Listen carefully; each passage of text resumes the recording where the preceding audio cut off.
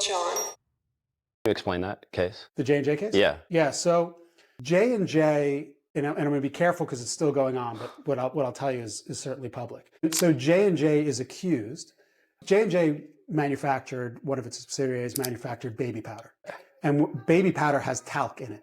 Talc is a mineral that comes out of the ground. When people go in and dig talc out, there are minerals next to it that sometimes they pull up with it and they try and sift it out. One of those minerals is asbestos. So they'll grab a bunch of talc, some asbestos may get caught up in it, maybe not, and then it'll get sifted out. And the argument is twofold, that there's something inherent about talc, or that when you have baby powder, there are trace amounts in certain containers of asbestos that are, when people are using it over time, that are causing cancer. And I won't go into the two primary types of cancer, but that's the general gist of it.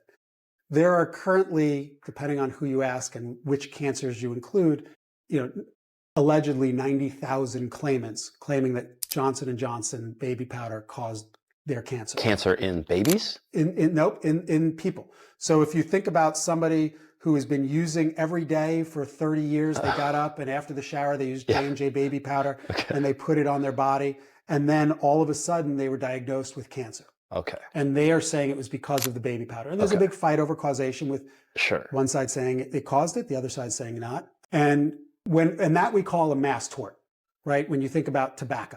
They knew, and the allegation is J&J knew this. They knew that this was causing cancer and they kept it on the market. Okay. When you think about tobacco, they knew, allegedly, they knew that the tobacco was causing harm. They kept selling it and then they wound up having to settle for billions and billions of dollars. Those are mass torts. Somebody knowingly pollutes a river and it causes an entire town to get sick. And so what typically happens in a mass tort like that is you get a plaintiff's lawyer who gathers up all the people who have similar, it's all the same cause, and you have a class action and you sue the company. And the company is usually embroiled in litigation for years and years and years. And if you, according to what J&J will argue, the verdicts can be inconsistent. So you will go and try a case and somebody will say, nope, I don't, because it harmed one person in Oklahoma and another person in Texas. Person in Oklahoma will sue in Oklahoma and they'll say, nope, the jury will say, no, it didn't cause your injury. Texas will say the opposite. One place will give you $10,000 in damages. The other will say, well, with punitive damages to punish them, we're going to give you $10 million. So those are the kinds of things that J&J argues. And I don't subscribe to that. There is consistency. Our system works, but there is some inconsistency. But in any event, it goes on for many, many years and can really cripple a company. And so what J&J did is they said, all right, J&J is worth $500 million. It's one of the richest companies in the world. Better credit rating than the United States. Or at least it was. I'm not sure if it still is. The subsidiary that was producing baby powder was worth about $60 or $70 billion. They went to Texas, where they have a specific statute that allows you to take a company and just move all of its assets to one place and all of its liabilities to another place. So they went to Texas.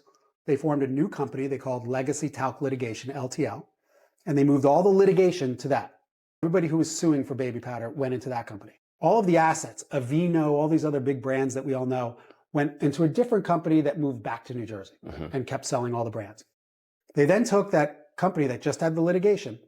They went to North Carolina, where they thought the court would be best for it, and they filed the lawsuit there.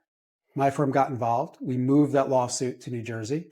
We litigated the issue. We beat them. They filed again. We beat them. And now there's a third filing.